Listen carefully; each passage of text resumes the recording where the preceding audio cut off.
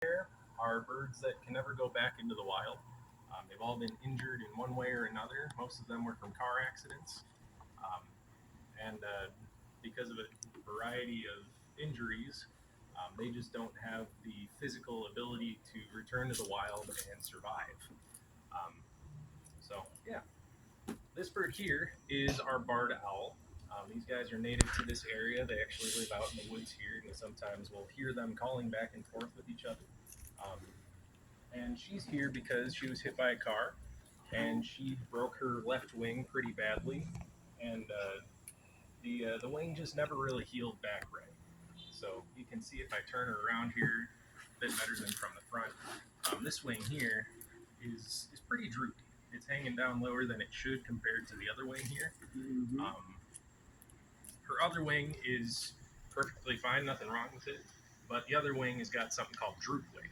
So that wing, basically, she's just got a really bad shoulder. She can't really make the same movements as much as she can with her other wing. Um, and she just gets tired really easily, can't go super far, wouldn't be able to fly as much as she needs to or as accurately as she needs to be able to hunt and catch prey and live her life.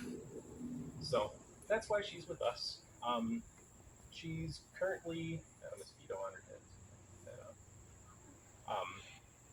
But she's 19 years old, which is pretty old for a barred owl, especially a wild one. Most barred owls in the wild can only live until maybe their mid-teens. So if you've got a 15-year-old barred owl, most of the time in the wild they've passed on already.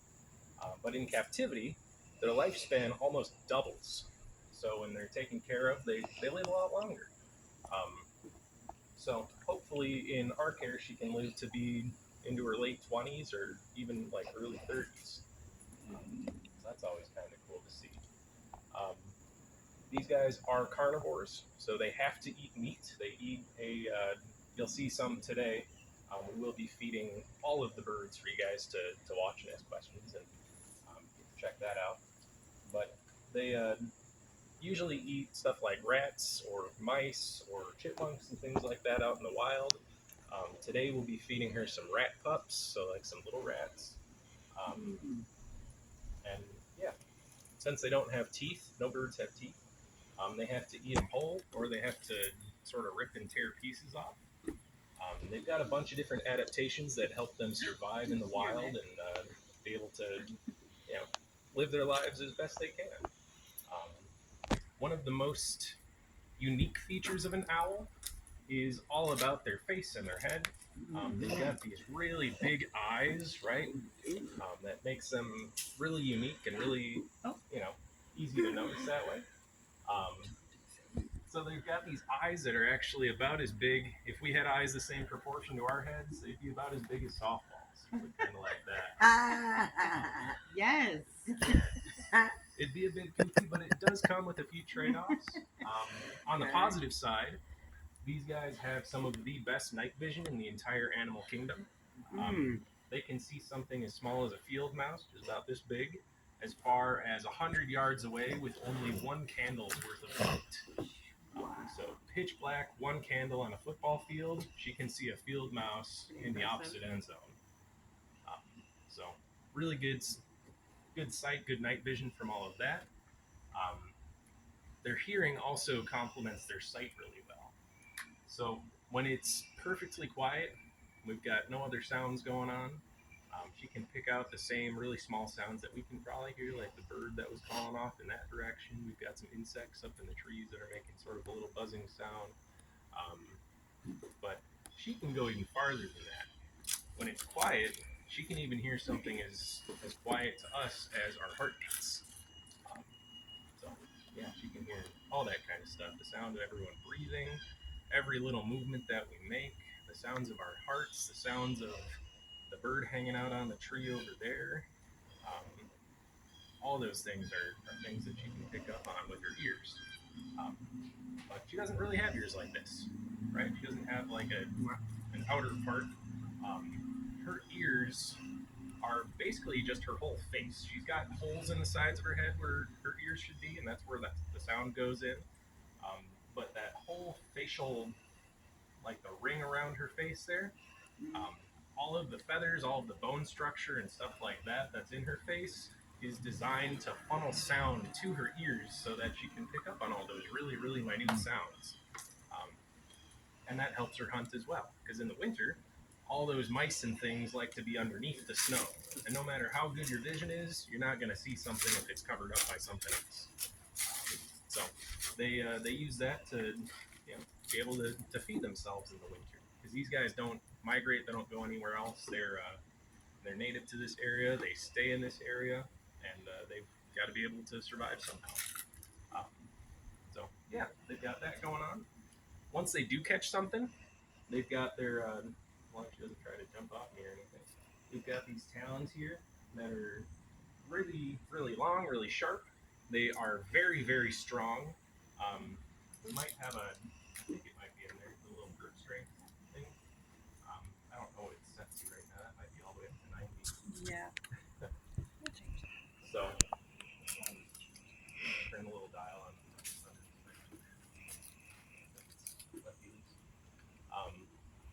So, we're going to turn that back about halfway to about a 40 to 50 pound grip.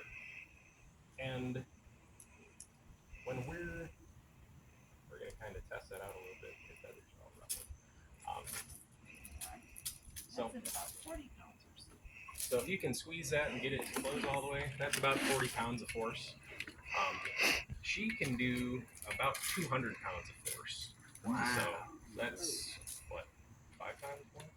Boy, that's strong. No. Yeah, 200, that's 5 times more. I'm doing my math right. So yeah, she's 5 times stronger than what that currently is at, which is why I've got this real thick leather glove on, because if she decides that she just really doesn't like me and wants to squeeze as hard as she can, if I'm not wearing a glove, that's a really bad day for me. It's also a pretty bad day for her, because if I've got a talon going through my hand, then I'm going to be swinging around and screaming and running around and all that kind of stuff too. So the glove here makes sure. Oh, she's not going to jump over to you. Oh, I've got her on a leash here, so yeah. That's more just to feel what it's like to wear one of these gloves. It's got it's leather too. yeah, it's thick leather, especially on these 3 fingers. It's probably might notice if you're wearing it. It's real easy to close these 2 fingers, but these 3 are a lot harder because we've got a lot thicker leather going on with those. Especially with that black glove. That's a much thicker glove than our brown one here. The brown one is what we used to use for this one, but the black one is what we use for great horned owls, which are twice as strong as our barred owls. And that's more of a matter of size and stuff like that. Our barred owl is actually kind of a smaller bird. She looks like she's big. Oh. Girl, don't come on. Hey. Yeah, she looks like she's really big, but she's really just really fluffy. She's got all these feathers going on that make her look big. It helps to insulate her in the winter and in the summer. If we've got insulation, we can keep that cool air close to our body and stay cool. If we're trying to stay warm in the winter, it keeps the warm air in. Works out pretty well for her. But as long as she lets me, I'm going to take my finger here. I'm just going to kind of poke her on top of the head. And you guys can see how far my finger goes into those feathers, just to show how thick her feathers are before you actually get to any other part of her. So, Wow. there you go. It's about, going about a knuckle in, just on top of her head for the amount of feathers that are up there. This one's a loose one. There it goes. Okay. So she's got at least that much all the way around her whole head. The thickness of the feathers around her body is even greater than that. So even though she looks like she's pretty big, she's actually pretty small. She only weighs about 1 pound to 1.5 pounds. Oh, wow. Yep. Yeah. So pretty light. She looks like she would weigh a lot more than that, but birds have a lot of other physical differences from us that helps them be a lot lighter than we are. Beyond just being covered in feathers to help them fly, that gives them a little bit more bulk without adding weight. Their bones are actually different from ours. So our bones are pretty solid. They're pretty dense. Um, if any of you has ever broken a bone, then you know that you know if our bones break, they can be kind of put back in place, and you splint it for a while, and you wait maybe a couple of months, um, and after that, it's pretty much healed, right? That's because our bones are a little bit more like the sticks on trees. They're pretty solid. When you put it back together, you can kind of hold it; it'll heal. But with bird bones, they need to be light, so their bones are hollow in the middle. So it makes them a little bit more like I like to kind of call them like a glass straw. Um, there's some strength in the just the shape of the bone, but when it's like this, it's not as strong as when it's like this. So we've got a little bit less weight because of the hollowness in their bones, but that also makes them more fragile. And to make up for that, they've got bones that are all fused together, so that they've added strength that way.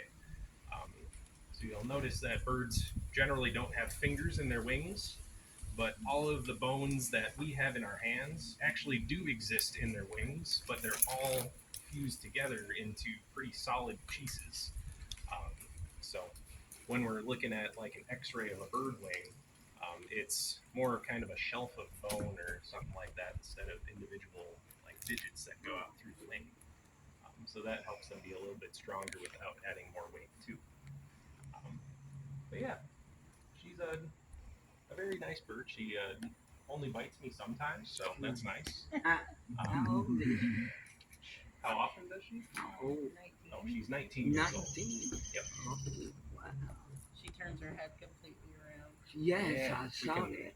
probably show that off a little bit more. Is that right? Some sounds for it.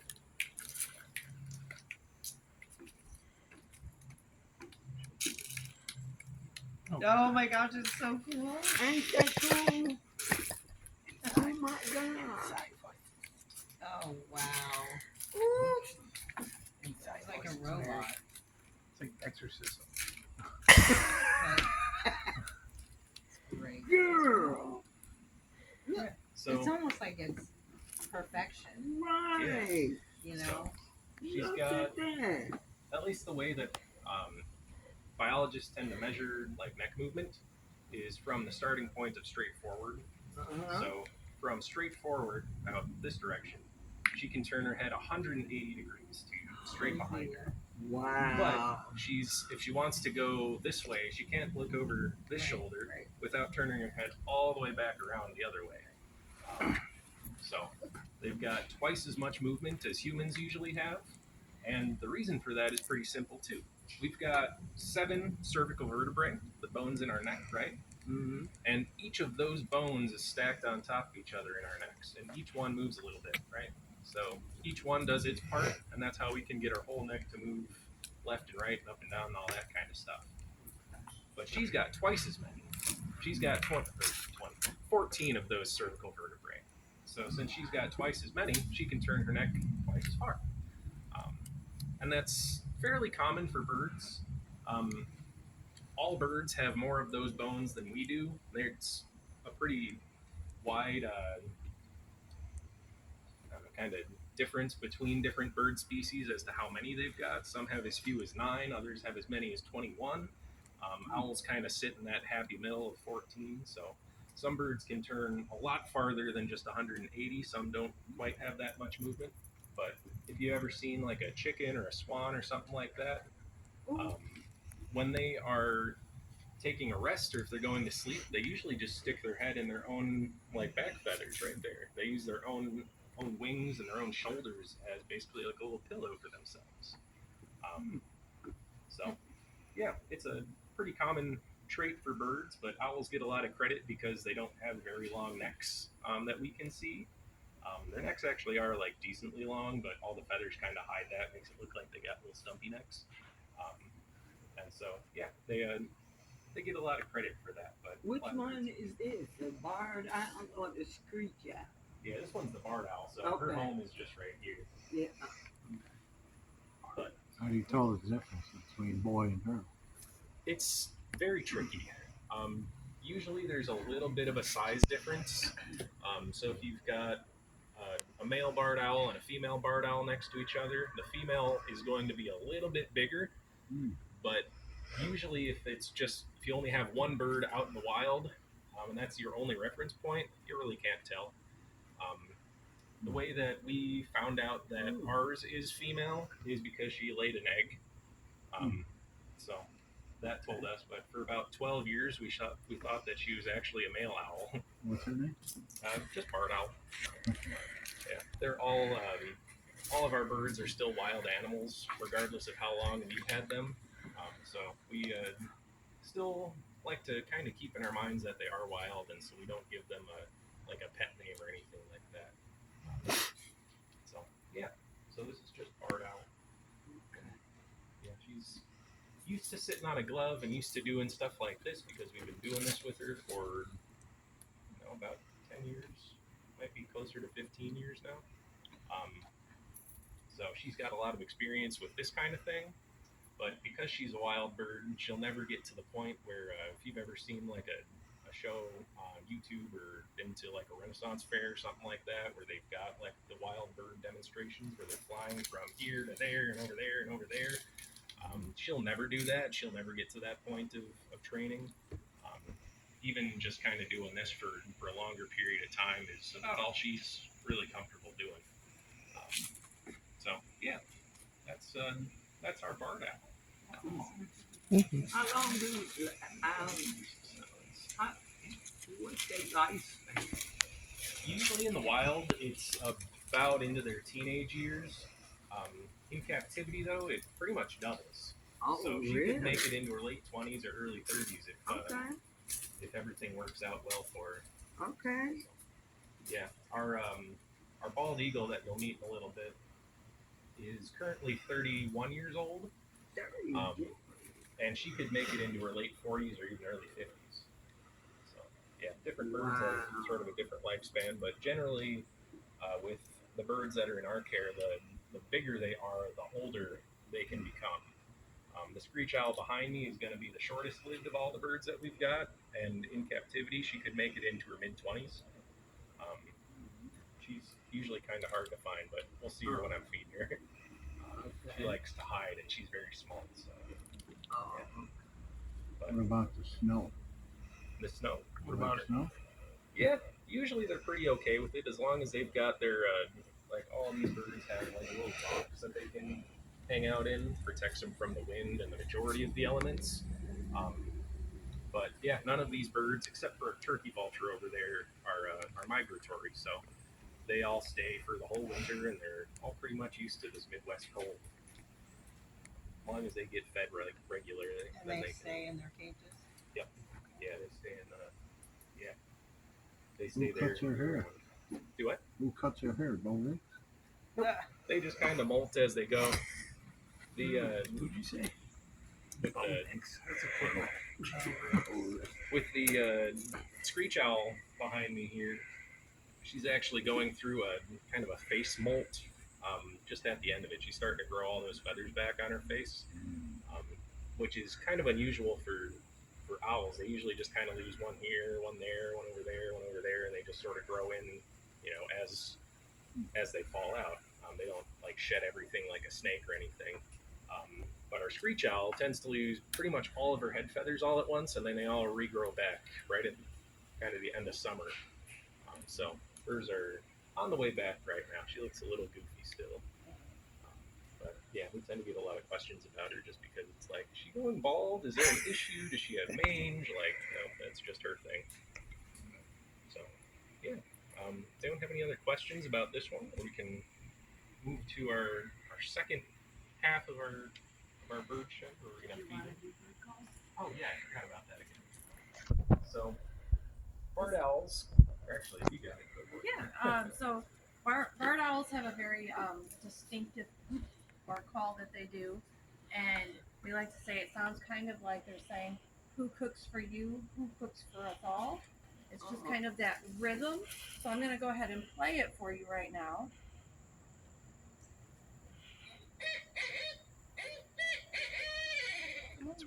And so here at Atwood, especially kind of closer to evening when the sun's starting to go down, you can actually hear the wild ones talking back and forth, and she will talk back and forth with them. So you could be out on the trails, sun going down, and you start hearing them talk back and forth, and it's really cool. I bet.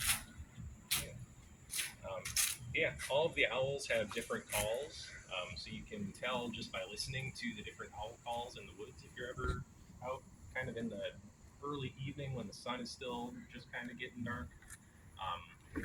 Sometimes you can hear them all calling and you can pick out which owls are out and active on any given night. So we'll probably play a couple more calls for you as we're going around just to let you hear what each of them sounds like. But yeah. I'm gonna bring our barred owl into her into the building in a second here, and while I'm Mean boy. That's the one I see on Bugs Bunny. That is. The turkey vulture.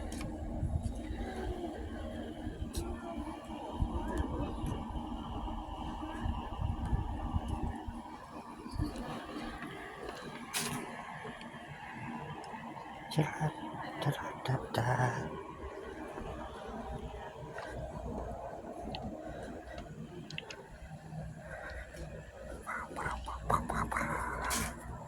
That one doesn't have a name either. Look at me. It's Jim Hurt.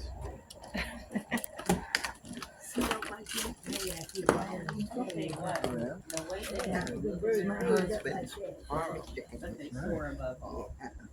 Yeah, I just won the Super Bowl. So. Yeah. Yeah, this one, she's a sassy old girl. This one here? Oh yeah, she's there. So my plan the Super Bowl is Hey, girl.